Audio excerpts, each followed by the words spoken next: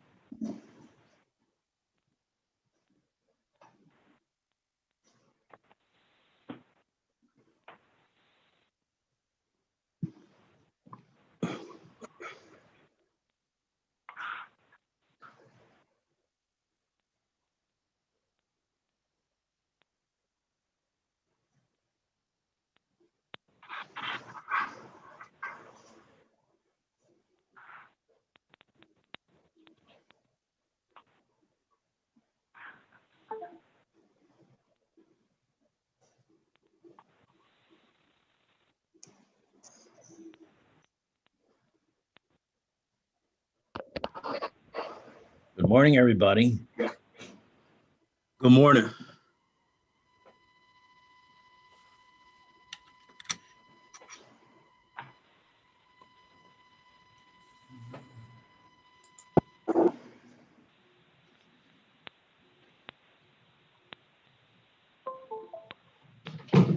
Well, it looks like we have a very short agenda.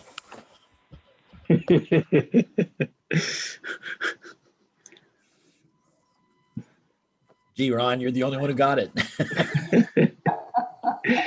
We have a CAC committee meeting right after this, correct? Maybe, maybe not.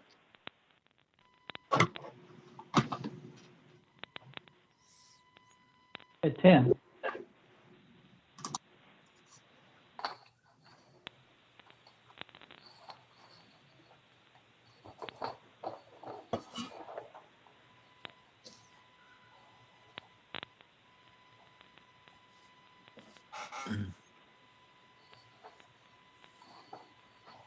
Good morning, everyone.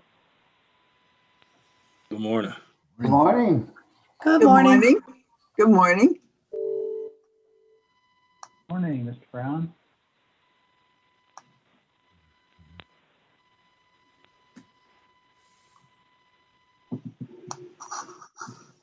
Right. Mr. Berman, you are planning on running the meeting, correct? Yes, I am. Okay. With an iron hand. Oh, okay. Yeah, I'll get it for you. Thank you. Fist, isn't it fist?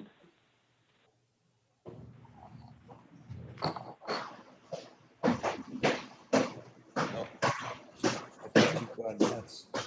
I just put my hands up when they were talking about video, and I could see you talking, but where Karen was adding on it. I thought, my God, the guy standing in the corner talking to himself. Talk to himself.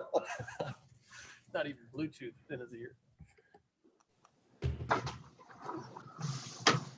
Where is Dale? Dale all set to go? Yeah. Good. Blood pressure's come down. Well, It was 180 over whatever. Now it's 120 over 70. So, yeah, he's lost 20 pounds. I don't know if that's good. That's okay. It's okay. That part is really good. He's growing a monstrous beard. monstrous, No hair. monstrous beard. He's got this beard that's really coming in. It was nice seeing him on the Zoom call last night, walking around. Oh, did you see Sorry. him yesterday? Yeah, he sneaked past the camera at home. Oh, okay, yeah, he's doing okay. All right, I have 9 o'clock. I'd like to call to order the Kane County Finance and Budget Committee meeting of Wednesday, January 27th, 2021. We have a roll call for attendance, please. Ford, Here. Leonard, Here. Martin, Here. Sanchez, Here. Surges, Burgess here. Pepe, Pepe here. Sheffro, Here. Prague,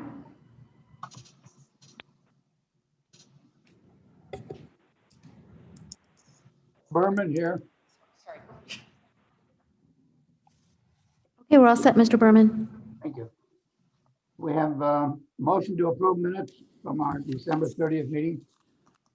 Moved by Ford. Second. Is there any changes, discussion? We have a roll call, please. Ford, Yes. Leonard, Yes. Martin, Yes. Sanchez, Yes. Surges, Burgess, yes. Tepe, Pepe, yes. passes. Do we have any public comments?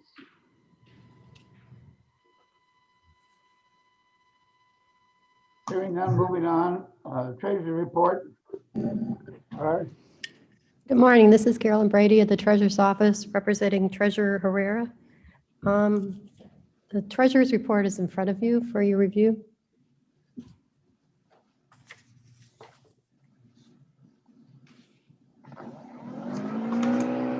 Any questions on the Treasury report?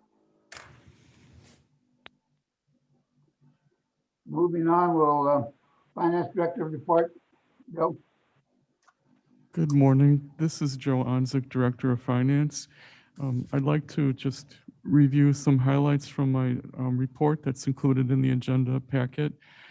First of all, I'd just like to remind everyone again that the budget book for 2021 is available online, and you'll find it under the Finance Department's website under County Budgets. Included in the agenda packet are the reports for fiscal year 2021, comparing the budget to actual. Since it's the first report of the year, you'll notice some unusual large variances that you may wonder about, so I'll just briefly highlight those. There are some large revenue variances, and this occurs because at the beginning of the year is the time when we transfer the internal transfers, which result in revenue to the various departments and special revenue fund. Specifically, these would be transfers from the riverboat grants. So it's moving out of the riverboat fund into the various funds within the county. And then we also have the drawdowns from the special reserve, which were used to help balance the budget. On the expenditure side, you might see some large variances, but that's because included in those variances are encumbrances, which are the purchase orders, which are set up at the beginning of the year. Like typically you'll see large ones in the transportation area. So it looks as if there's large expenditures, but it's actually the planned purchases for the year that are already being recorded. And again, the transfers out of various funds are also showing up as large variances. And then you have some timings of various payments, such as debt service principal payments and the insurance premiums that we pay at the beginning of the year. So they show up as large negative variances at the beginning of the year. Moving on to the fiscal year 2020 report, I provided an updated one within the packet for you, budget versus actual. This is still a preliminary report as we have much work to do to close the year. We're getting closer in recording all of the revenue for the fiscal year.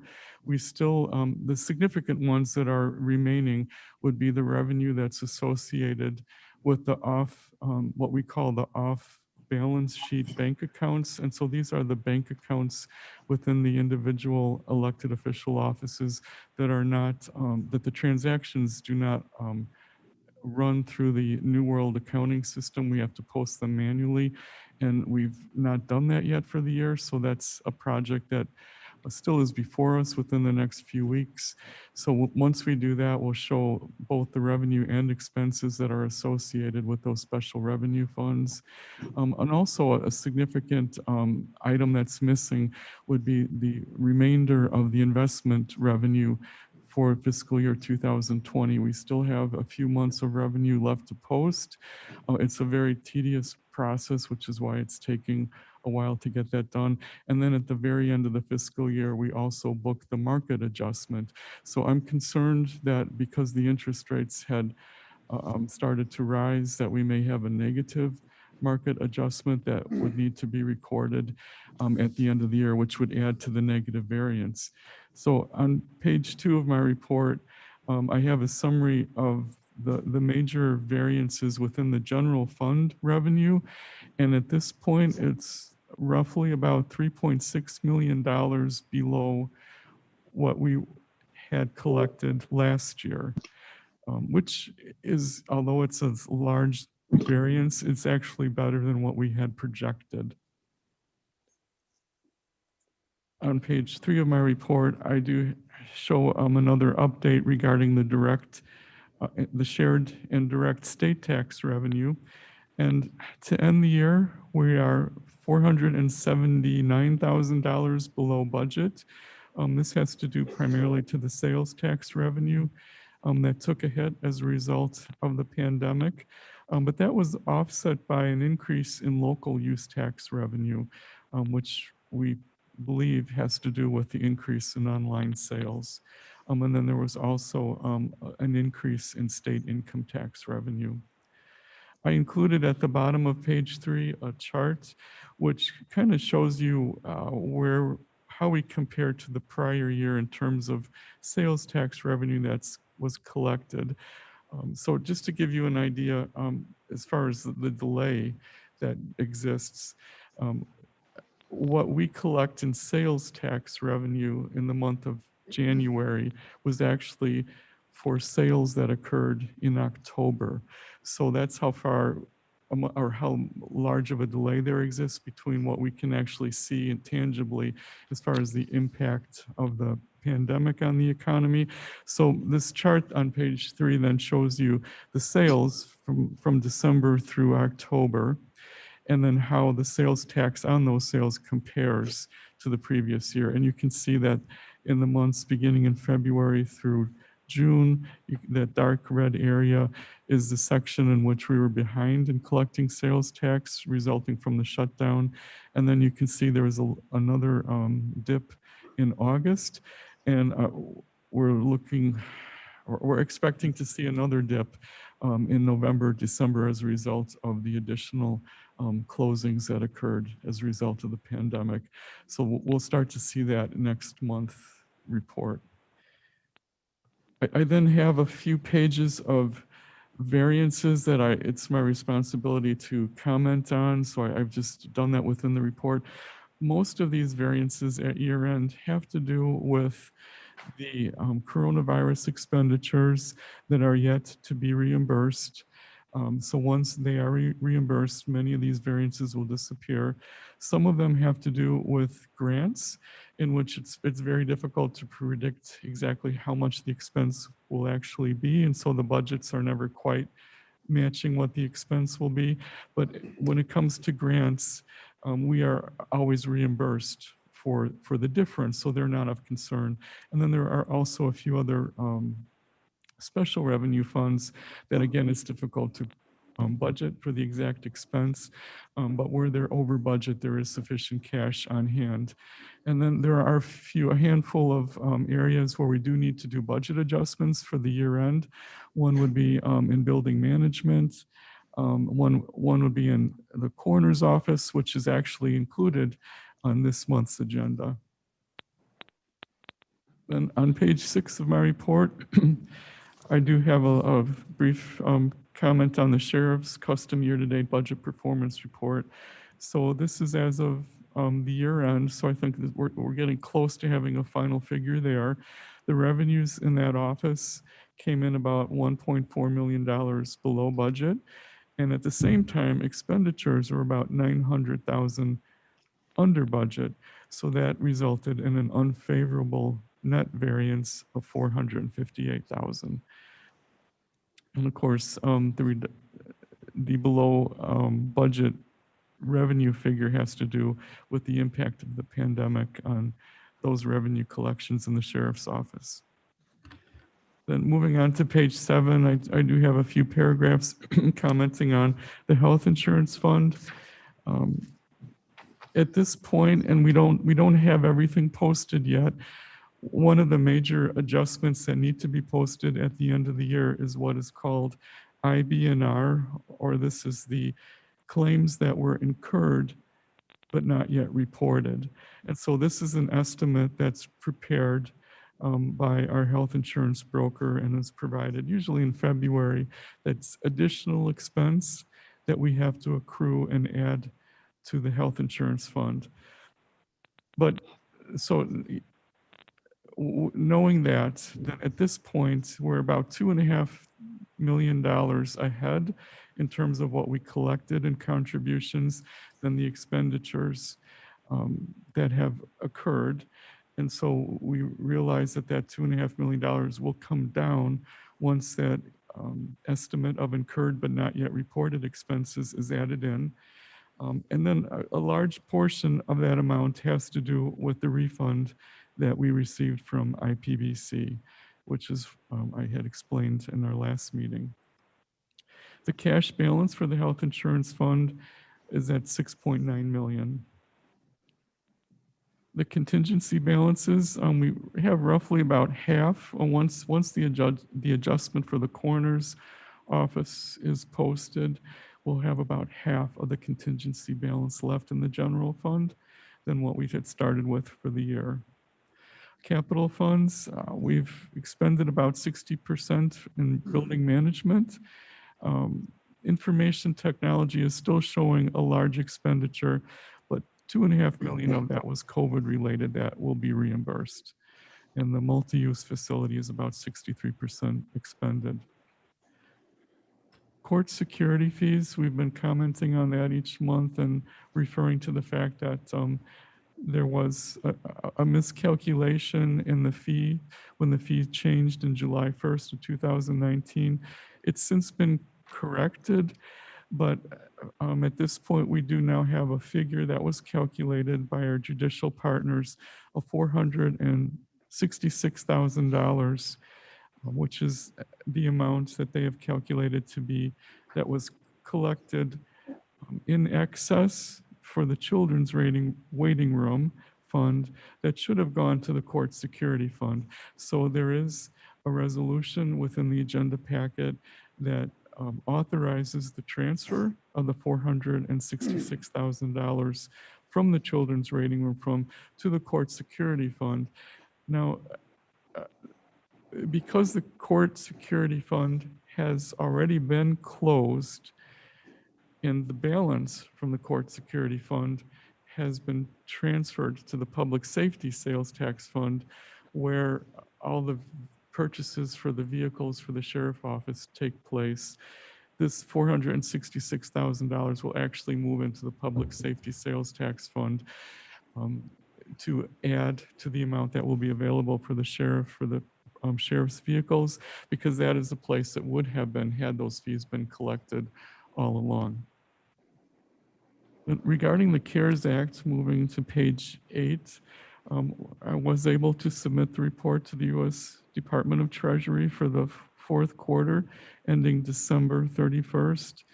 There's a snapshot of where we're at. The last column tells you how much that remains of what had been allocated in the fund. And this is as of the end of December, so we're almost another month beyond that, but it gives you an idea of where we're at. One of the things I thought was interesting was that the county payroll, the second line item, we have already fully expended what had been allocated for payroll. So we've been fully reimbursed for the entire amount of the payroll allocation, and we still have about $2 million left that is still eligible to be reimbursed for payroll that could not be reimbursed because we had already met the maximum amount that we had allowed ourselves to be reimbursed for payroll.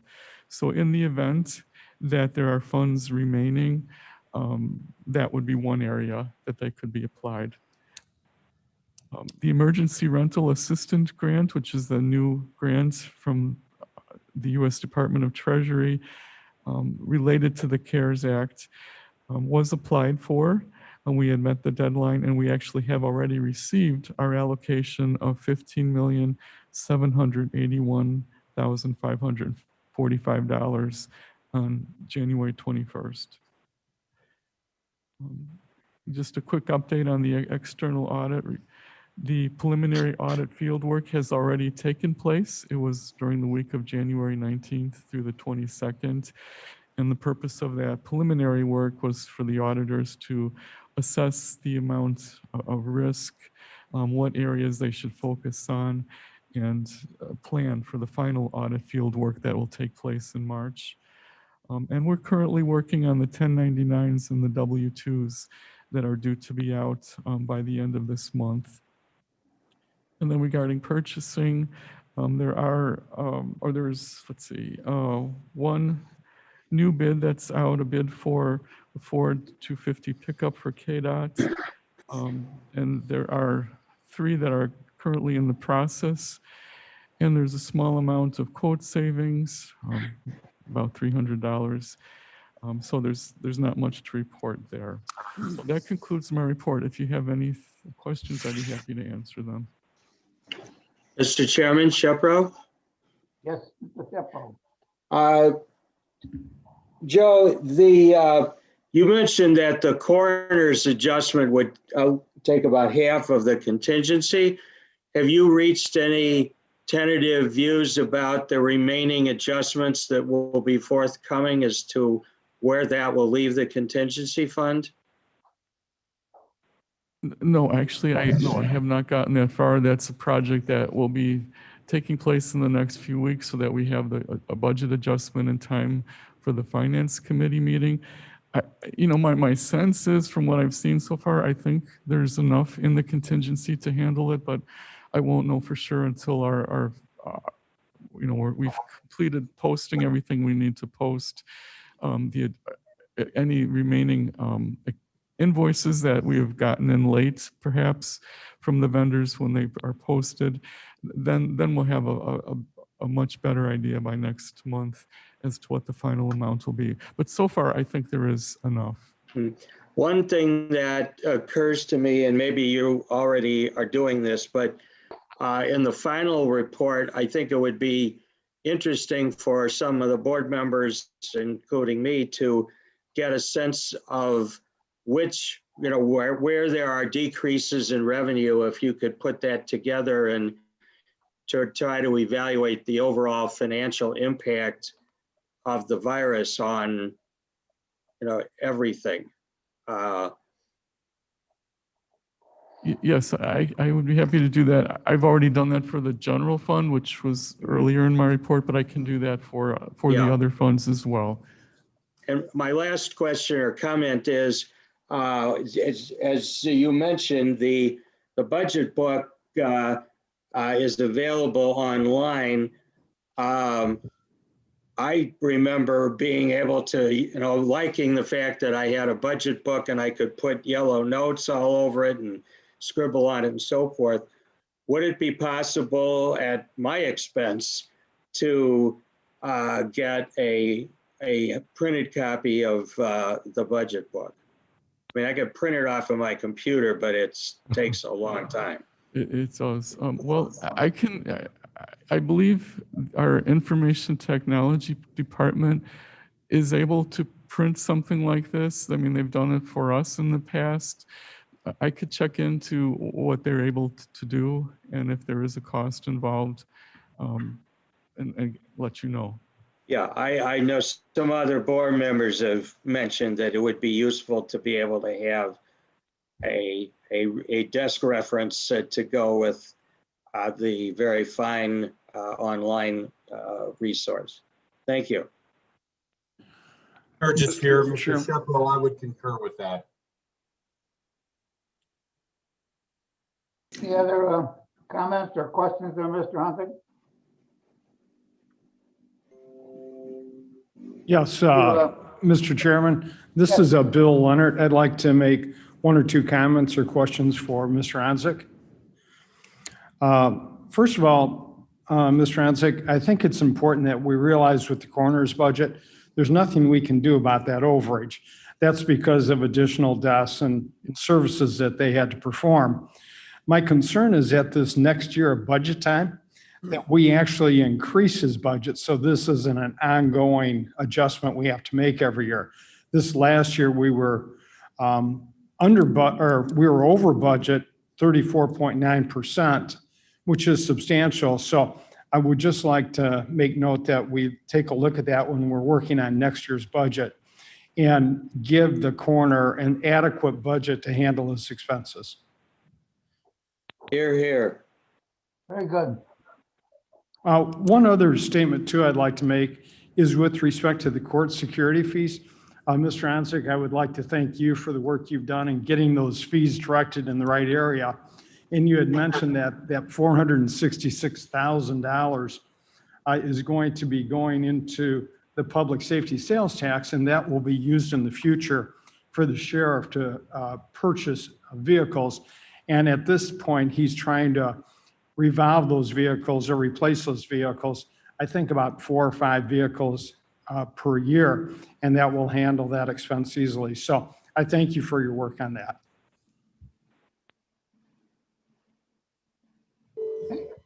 Any other comments, questions of Joe? Minister, this is Allen, Deborah Allen. Could I ask a question also? Yes, Mrs. Allen. And my question is this. I understand that we have traditionally underfunded the coroner's budget. So I defer to Mr. Leonard's comment about taking a better look at that. But I believe that in the last budget, we got rid of any expense that was still hanging over. We absorbed that into the budget so that we'd be starting fresh. And I'm noticing in the resolution that most of this additional expense appears to be COVID related. Is there any chance that some of this overage, the 300 some thousand, could come out of COVID funds that we are still holding on to? I'm concerned that more than a third of our contingency is being used to cover this expense. And I was hoping that there would be some COVID money that could go towards the COVID expenses in the coroner's office. Thank you.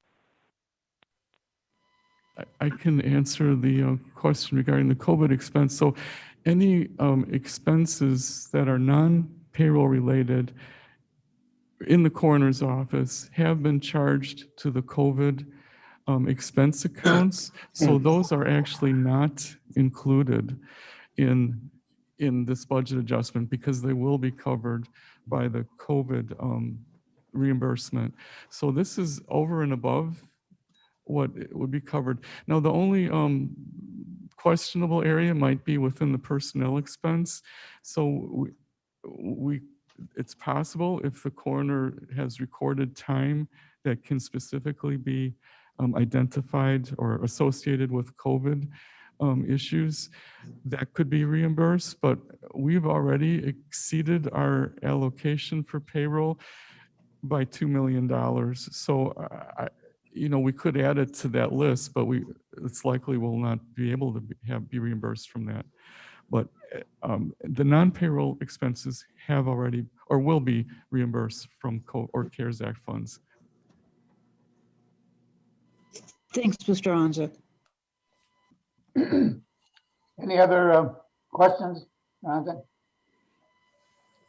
Thank you very much, Ms. Jonathan. Finance report. New business. Excuse me, Mr. Chairman, this is Bill Leonard. You and I had spoke yesterday about an issue that we need to bring up for discussion here in new business.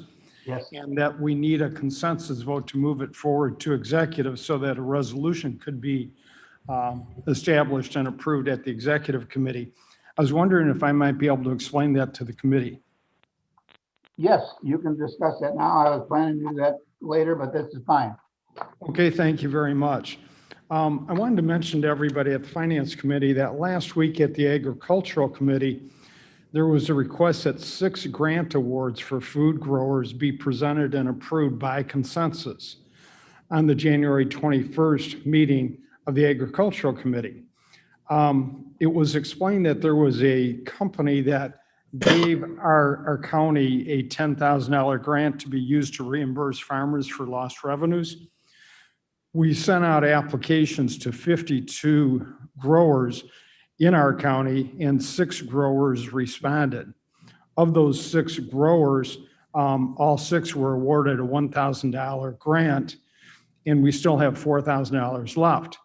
Our hope is that we can get a consensus here at the Finance Committee to move this forward, to have a resolution written, discussed and approved at the Executive Committee meeting, allowing and approving the release of that grant money to those 6 growers, and also opening up a second round of applications for the other 4,000 available.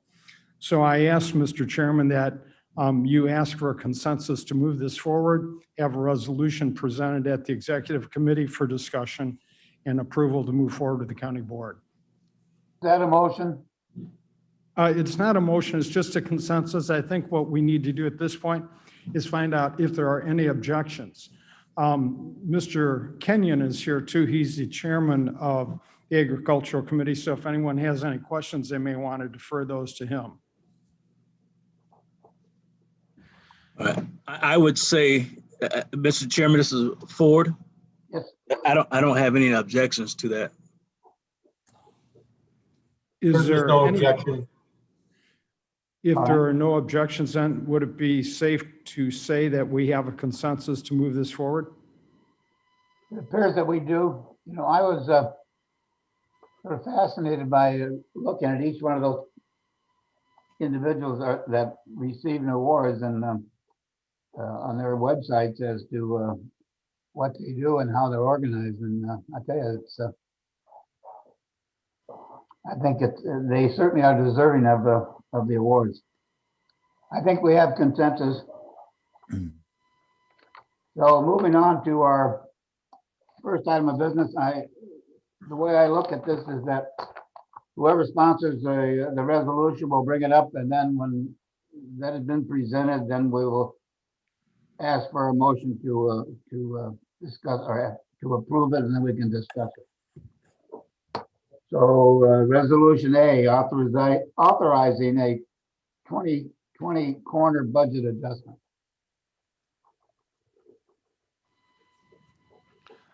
Leonard moves. All right, Ford seconds. Discussion? Roll call, please. Ford, Yes. Leonard, Yes. Martin, Yes. Sanchez, Yes. Surges, Burgess, yes. Pepe, Pepe, yes. carries. All right, item B, authorizing the fiscal year 20 budget adjustment. Leonard moves. Martin seconds. Discussion? Roll call, please. Ford, Yes. Leonard, Yes. Martin, Yes. Sanchez, Yes. Surges, Burgess, yes. Pepe. Pepe, yes. Thank you. And item C, approving the funding of the emergency purchase of a coroner's vehicle and additional funds for the CAAC approved vehicle for COVID response. Ford moves. Sanchez seconds. Discussion? Roll call, please. Ford, Yes. Leonard, Yes. Martin, Yes. Sanchez, Yes. Surges, Burgess, yes. Pepe. Pepe, yes. Thank you. Item D, a resolution approving the transfer of fiscal year 21 salary budget from the sheriff's office to the state's attorney's office to fund the position of chief of the criminal division. Leonard moves. Sanchez seconds. Discussion? Ford, Mr. Chairman, Yes. just get an idea of what this position is supposed to cover. I know this is a new title or what.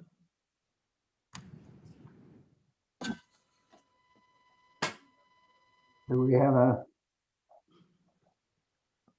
Mr. Chairman, this is Bill Leonard. If you'd like, I'd be happy to discuss this a little bit. that'd be fine, Joe. This resolution is approving, Mr. Ford, a transfer of salary from the sheriff's budget to the state's attorney's office to generate an additional person to head the position of chief of criminal division. This is something that is a one-time offer made by the sheriff to the state's attorney's office to help them process the workload that they currently have and the ability to handle the workload that they're having to deal with these days. The sheriff wanted to make it abundantly clear that he does have some additional monies that he would be willing to transfer to the state's attorney's office on this one-time basis, and that going forward, it will be the responsibility of the state's attorney's office to fund this position. Okay, thank you. Any other discussion? Roll call, please. Ford, Yes. Leonard, Yes. Martin, Yes. Sanchez, Yes. Sturgis, Burgess, yes. Tepe. Tepe, yes. Thank you. And item E, a resolution approving fiscal year 21 budget adjustment for the Kane County Sheriff's Deputy assignment to the Kane County Government Center, Building A. Sanchez moves. Tepe, Ford, second. Discussion. Tepe, Yes. Did you have discussion, Vern? Yes, Mr. Chairman, John Martin. Oh, John. I certainly agree that we need to have our entry point manned during this virus period. But in my mind, I wonder why we need to pay as much as it costs to have a sheriff's deputy. If we couldn't, through one other department, some other department, hire a temporary employee who could, in fact, make certain that people are taking their temperature as they come in and finding out if they would be here. It would just seem to me we could fill that position for a lot less money. I know that there's a sense of having someone official at the door that might be thought to provide us an element of security, but to bolster my thoughts this morning, I drove around the building and I think I counted 8 entrance points, not counting the double steel doors in the back and the ground level windows that somebody could get in this building if they wanted to. So my thought would be that we man this position with a less expenditure of funds than having a sheriff's deputy there. Mr. Chairman, this is Bill Leonard. I had discussed this topic with Mr. Martin, and initially I thought, well, this is something we have to do, but the more I thought about it, I think Mr. Martin is correct. If we could hire even someone new to do this, or contract someone to do this at $20 an hour, by the time you add benefits and everything else, you're literally cutting the expense in half. So I think Mr. Martin's idea is a sound one, and I think it can be done properly to ensure the safety of everyone that comes in or out of the government center. So I support Mr. Martin's concerns. Comment, Ford? Yes, Mr. Ford. Thank you, Mr. Chairman. I understand wanting to save the money, and I could see that, but these are slightly unusual times. So I would have some thought on the fact that having security there, official security there. Mr. Chairman, Sturgis here. Yes, sir.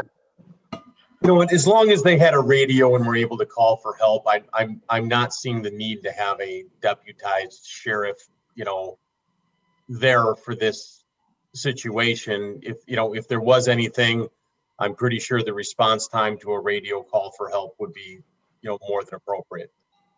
Sure. Sanchez here. Yes, sir. I'm not opposed to the idea of seeking out a separate security company to handle this for us. What I am concerned about is the time frame. We'd have to put out a request for proposals, I would imagine. Maybe not, but I know that this contract is from January to June. who's going to do it right now if we have to take a few weeks to find another company and bring it through the committee process, which could maybe even take another month. So that's just my thoughts on the matter. Well, this is John Martin, if I might Yes, Mr. Martin. respond to that or make a comment. I'm not, I guess my question is if we even need someone as qualified as a security company. What we're asking is that someone stand at the door advising the public as they attempt to come in that in fact, it's restricted. And I'm thinking that rather than taking a bid or going through a process is that, and I'm going to pick on a department without knowing if it's the true applicable department, but building maintenance decides it's going to hire an employee for 6 months, and we authorize the employee to be engaged, and we just do it without having to take bids and go through that process. I mean, this isn't the end of the world for money. I like to just focus on, nothing small makes a difference, but all the small things together add up. And this just seemed to me to be an area that we could figure out how to handle without paying sheriff's deputies overtime pay to sit at the door and make sure we take our temperatures. My question would be, whose responsibility is this? How did we get someone assigned to that in the beginning? Well, I think if there's a, potential law enforcement situation, I know in the past where there've been very large meetings in very small rooms, we've had, the sheriff would be asked to provide somebody, but that then gets back to Mr. Martin's point about it might be their responsibility to do that, but they're entitled to be compensated with overtime if it's a special assignment. Excuse me, Mr. Chairman, this is Bill Leonard. With respect to the question about whose responsibility was this to assign this, I think this fell under judicial and public safety. Obviously, we were concerned with not only our own safety as county employees, but also the public coming in and out of the building. I think Mr. Sanchez and Mr. Ford have very good arguments against making a change to this.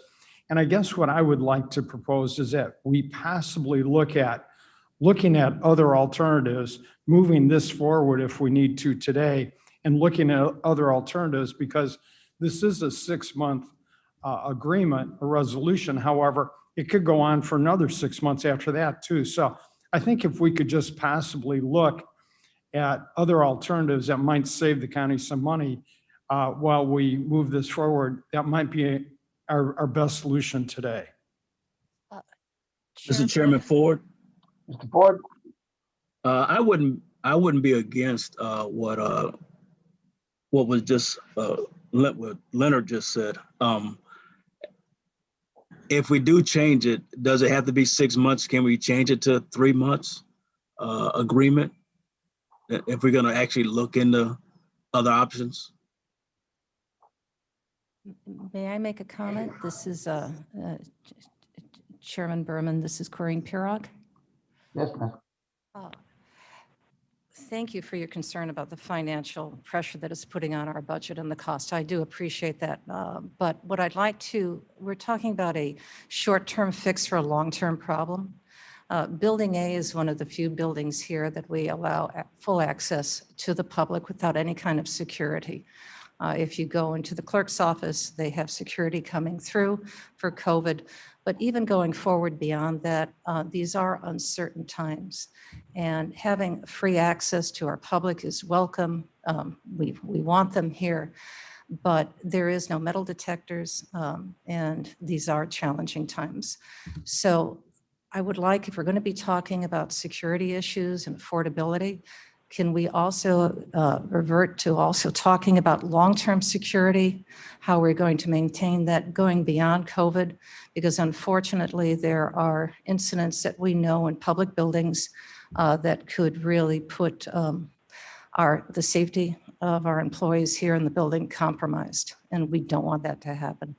So I would like to be able, if we're going to have this conversation, let's talk about it, not just short term, whether or not we continue to have a sheriff's deputy there or somebody else, but let's go further on that conversation, how we're going to maintain the safety and integrity of this building for our employees and the public who come into it.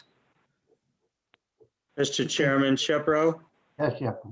I'm not saying that you have to do this, but it occurs to me that discussions of security plans and so forth are an explicit exception to the Open Meetings Act and can be, and maybe should be discussed in closed session when you're dealing with security plans and personnel. Mr. Chairman, John Martin. Mr. Martin. I tend to agree with Mr. Leonard's suggestion that we move this forward with a commitment that we're going to examine the sense of what we're doing and how we best meet this short-term need. I also agreed with Madam Chair that we need to look at the issue of the overall security of this building, which to me is a significant conversation. And to Mr. Shepro's point, we ought to be having that in closed session. Part of the reason I mentioned the 8 entrance points is that I think security is worth discussing in this building. But in the immediate short term,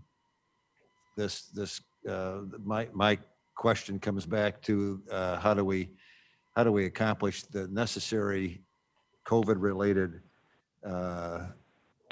security or checkpoint in the most economic manner. And I would concur if we move this ahead, as long as we can then have judicial public safety address this at its next meeting in an effort to come up with a sensible, I shouldn't say sensible, that would mean that I consider my comment the only one that was sensible. Come forward with a proposal that would make sense to that committee and to the board as a whole.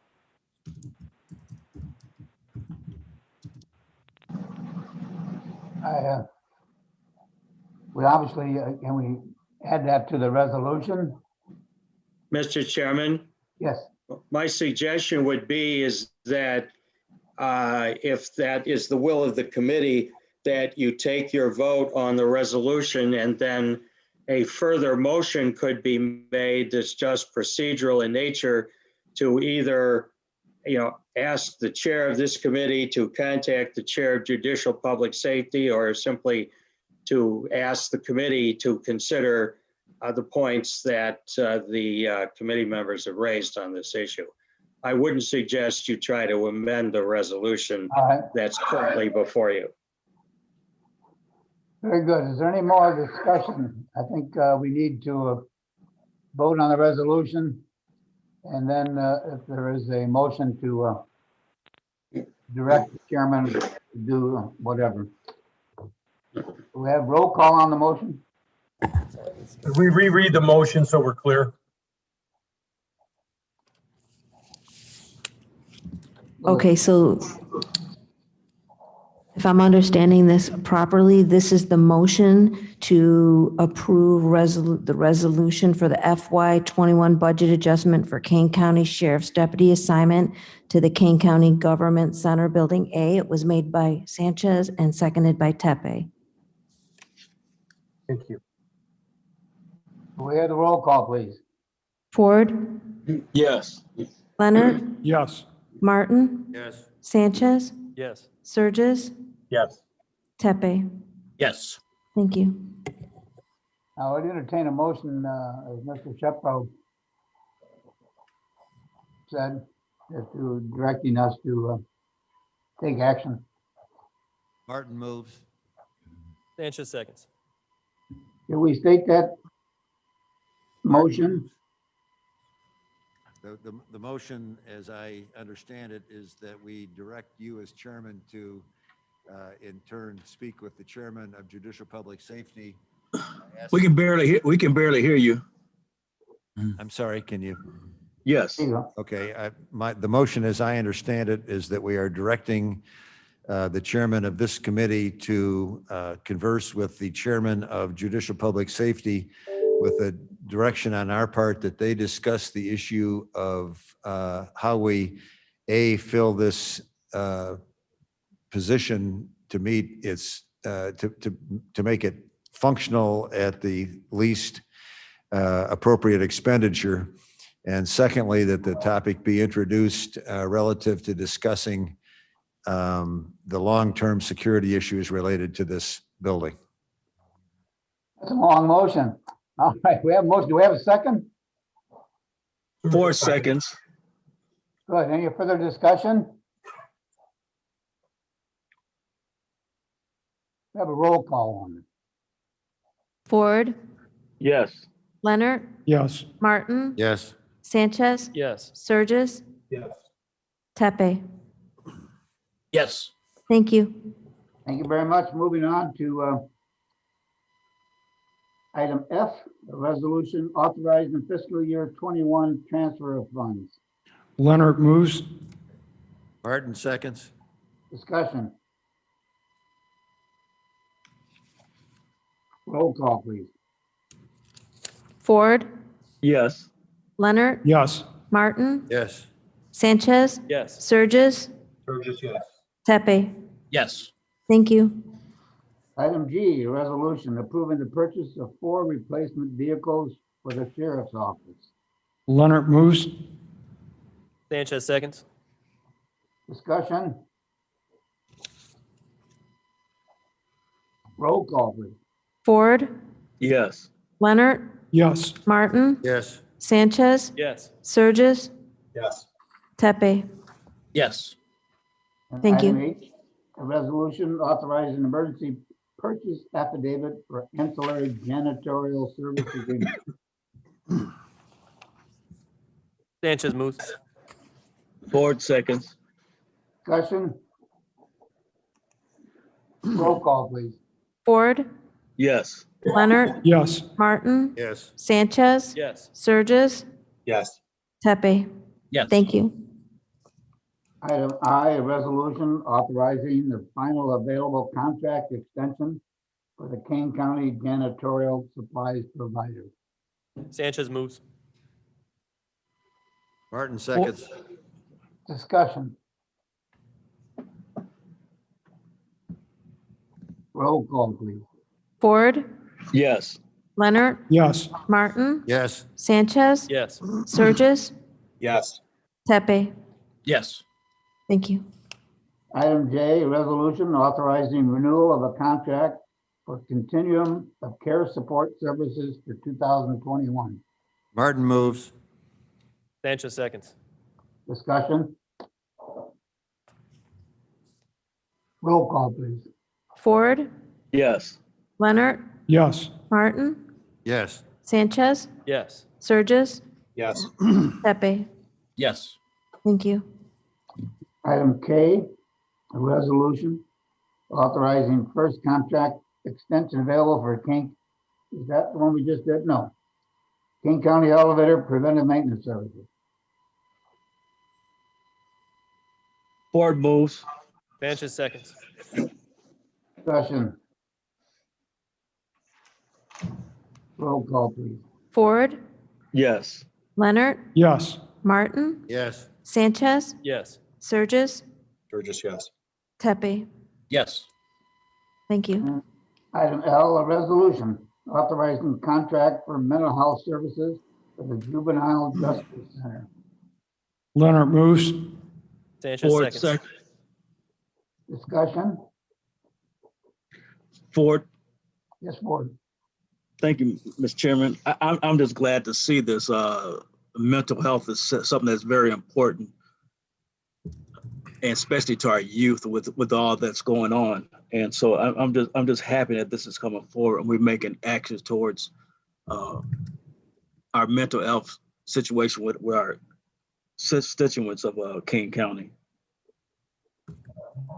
Thank you, Mr. Ford. Mr. Chairman, Yes, sir. this is Vern Tepe. I agree with Mr. Ford, but I will be Abstaining on this vote because I'm on the board of the organization. Very good.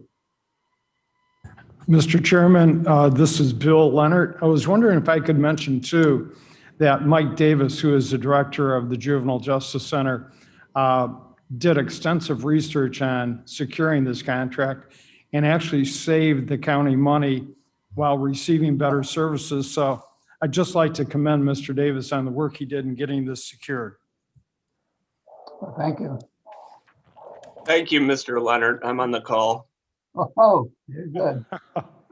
And this is Tepe here. I can attest to the exemplary ability of this particular organization to work together with them. So I thank you. You know, I think it points out the importance of staff to negotiate and determine these contracts, et cetera. Roll call, please. Ford, Yes. you'd like to abstain? He said Oh, yes. no. Yes. Yes. I just okay, say thank you. yes. Yeah. Oh, yes. Leonard, Yes. Martin, Yes. Sanchez, Yes. Surges, Yes. Pepe. abstain. Thank you. Thank you. And item number M, a resolution authorizing payment for a 211 service. Sanchez moves. Martin seconds. Discussion.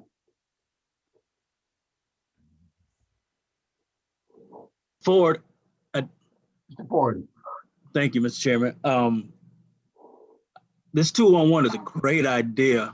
I just hope we can continue to work together to get it, the information out to people that this exists and how much value it has.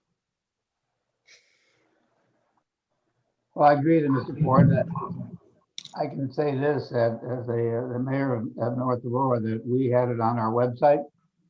We feel it's very important that we have this service, so very much in favor of authorizing it. Roll call, please. Ford, Yes. Leonard, Yes. Martin, Yes. Sanchez, Yes. Surges, Yes. Tepe. Yes. Thank you. And a resolution authorizing contract for a landscape and retaining wall and asphalt path renovation project for the Mill Creek SSA. Martin moves. Sanchez seconds. Discussion.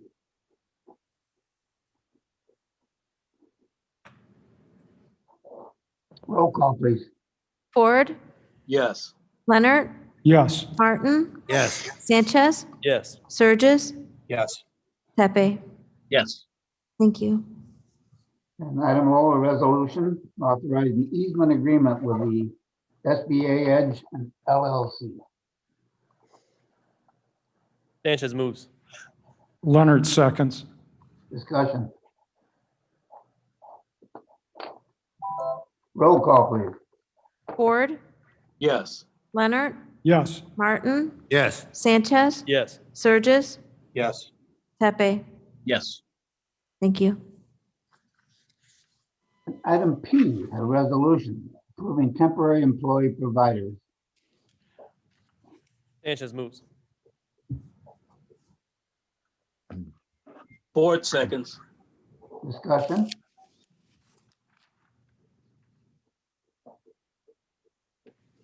Roll call, please.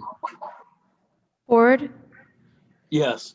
Leonard, Yes. Martin, Yes. Sanchez, Yes. Surges, Yes. Tepe. Yes. Thank you. And item Q, a resolution authorizing discontinuance of printing employee direct deposit slips. Sanchez moves. Martin seconds. Discussion.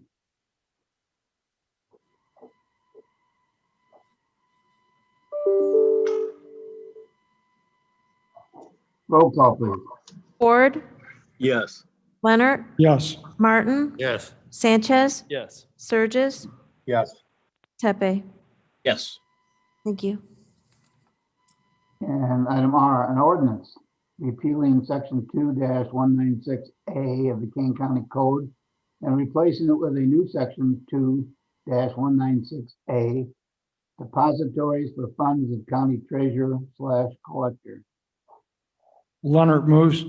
Sanchez seconds. Discussion.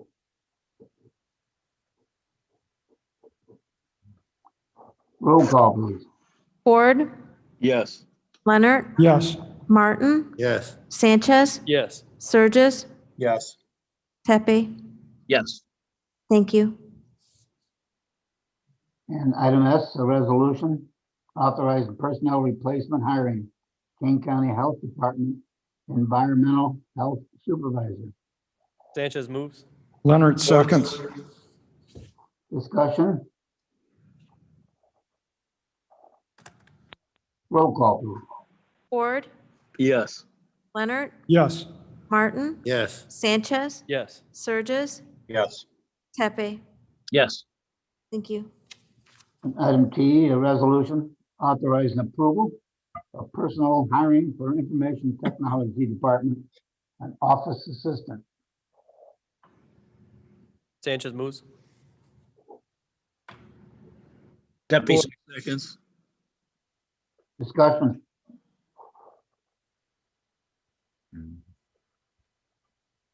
Roll call, please. Ford, Yes. Leonard, Yes. Martin, Yes. Sanchez, Yes. Surges, Yes. Tepe. yes. Thank you.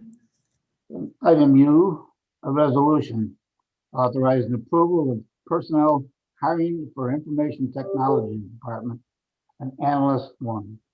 Ford moves. Sanchez seconds. Discussion. Roll call, please. Ford, Yes. Leonard, Yes. Martin, Yes. Sanchez, Yes. Surges, Yes. Tepe. Yes. Thank you.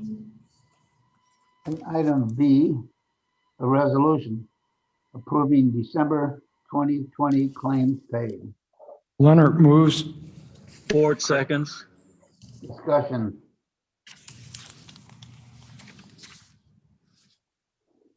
Roll call, please. Ford, Yes. Leonard, Yes. Martin, Yes. Sanchez, Yes. Surges, Yes. Tepe. Yes. Thank you. Very good. Mr. Chairman, this is Tepe here. Yes, sir. Can I ask the clerk to go back and make sure that we voted on resolution F?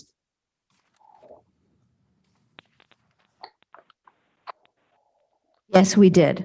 Would you like me to read the votes? No. I just thought we skipped one there. So Okay, thank you. Thank you, Vern. I have no old business. We have the audit report. Ms. Wegman? Good morning. Thank you so much. So we've had a busy month in the auditor's office. We did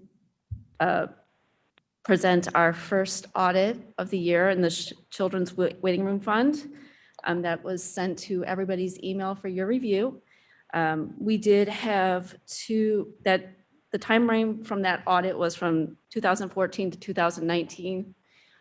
In reviewing our audits, we did notice that this audit had not been completed.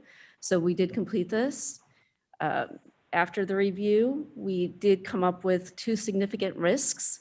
One, which was addressed today, which we're very happy about, with the authorization of the fiscal year 21 transfer of funds to the court security.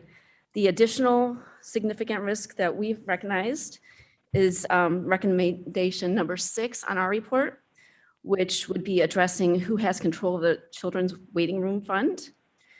Per the statute, that is in the control of the county board. So we did not locate a resolution providing the current authorization of the court administrator. So we would recommend that the county board discuss that with the state's attorney and get their ruling on who actually has the authority to administer this fund. So that would be our Children's Waiting Room Fund. And then additionally, we have been working on our transition audits. As everyone is aware, this has been a big year for transitions. And currently there are 7 transition audits that are due. The statute provides that these transition audits are required to be completed 180 days after the department head or elected official has left office. So we have begun doing that. In doing so, we became aware that some of the fees, or that there would be some additional costs associated with these transition audits when it comes to requesting confirmation for bank accounts. This is a new fee structure with the banks. After we came across this information, we did some more research into the statute to try to determine who would be responsible for these fees, and then realized there is no resolution allowing the county auditor to complete these transition audits. Historically, the Kane County Auditor has conducted the transition audits for any transitioning department heads. However, that is just a historical action. I did speak with the previous finance committee chair and was confirmed that this was just historically completed. So being that the transition audits are decided upon by the county board, we are needing direction. We will continue to complete our transition audits that we've started. We have the ability to do so. We have them planned out.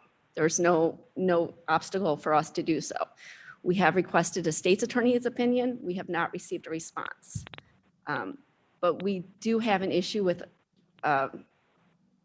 whether or not we are the final authority to publish these audits. And we have a clock ticking down, 180 days. This is a very busy time of year for auditors. So if we have to go out to bid or have an outside CPA firm to complete these, we need to act upon it. Once again, this is something that just, we stumbled upon the statute and realized there's no resolution. So as I mentioned, there's currently 7, which would be the building management, the auditor's office, we've got the circuit clerk, state's attorney, health department, county board chair, and now the treasurer. We do also have 3 interims in that, which would then increase the transition audits to 10 once those officials are no longer the actings and would be having permanents. So we need direction. That's I'm not quite sure where to go from there. Questions or anything that I can address in regards to the transition audits? Once again, we are willing and able to do, or we have the ability to do it. The statute is. Mr. Chairman, Shepro? Yes, Mr. Shepro. I'm quoting from memory, but my strong recollection is that the auditor statute in the county's code says something along the lines of that the county auditor shall maintain a continuous audit of all departments of county government and has very broad powers to do that. I see Michelle Neerman is now on the line, but what seemed to me that is inherent in the statutory powers of the auditor to audit whatever she feels appropriate to do. And I would almost feel that it might interfere with internal control for the board to attempt to direct them how to exercise their statutory function.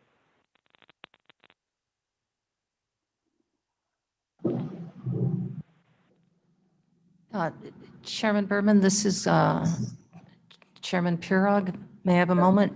Yes, Madam Chairman. I talked to Auditor Wegman about this issue. She brought it to my attention. And I believe not only is it the direction, it's a financial decision that we have to make from the board. Pending the outside audit from an external agency, that cost may be up to $100,000 as an estimate, $10,000 per audit. So I believe that's the direction that she is asking for ultimately, to authorize that expenditure. If that goes beyond her budget, we'd have to make a budget adjustment for that. Is that correct? No, that's unfortunately, that would not be, that's not the question at hand. It would be whether we have the authority to complete that audit as the final published audit. If we are not able, according to county board direction, then it would need to go out to bid, and we would estimate that each audit per department would be approximately $10,000. So it's a multi-step question. If we have the authority from the county board to complete the audit, we certainly can. There would be a minimal cost associated with that. We're thinking less than $1,000, probably less than $500, just because we need to pay for the account confirmations as part of our transition audits. If the county board decides that the county auditor is not the final publishing authority, then we would need to go most likely out to bid for the external transition audits, as they would potentially be over our minimum requirements for bid. I do understand in speaking with Mr. Onzik that we have a potential auditing company where we're already under contract. We may be able to add these in theory 10 transition audits to that. Being that one of the massive concerns here is the time frame that the statute requires us to have these completed in. And we are under that impression that our current contractor would be able to complete these audits within that time frame. But the major question at hand is whether the Kane County auditor has the final authorization to complete these transition audits. And it's the terminology in the statute that that we're waiting for the state's attorney's decision on, but ultimately it comes down to the county board decision. Thank you for that clarification. Mr. Chairman, John Martin. Martin? Yes, Mr. Martin. At the risk of sounding naive, it would just seem if we have an auditor, they ought to audit. And I know that makes me sound ultimately naive. But to Mr. Shepro's point, I don't want to get into the business of instructing elected officials how to conduct their activities. It's ground that we're not supposed to walk on. And I would ask, since the opinion's been requested, we need affirmation from the state's attorney's office. But to me, logic and Mr. Shepro's recollection of the statute just seems to make it clear that the function of the auditor is to audit. So I'm supportive of continuing what historically we've done in whatever manner we need to move it ahead, but I am uncomfortable in finding it necessary to instruct an elected official. That's a statutory interpretation. It's actually under the county board's decision. So while yes, it's my ability and we're completely capable of doing it, but the statute specifically requires the county board to make the decision on who can complete the audit. Okay, right. Well, I'm not, as I said, I make my best statements when I have no factual or knowledge basis to make them, but I just, the simplicity of life and the economics involved lead me to conclude that I want to do whatever we need to do to keep doing what we've been doing. Sanchez here? Yes, Sanchez. Just from what I'm hearing, it sounds like it's a technicality. We just need to make official the custom that we've followed on this for decades, I'm assuming. So I'm just going to suggest if we work with the state's attorney's office and see if we can get a resolution to instruct the auditor's office in this manner up at the next executive committee meeting, or if not by then full county board, and then just make it official. I would hope that the direction would include an analysis of what the extent of the county board's rights or restrictions are with respect to this issue. Yes.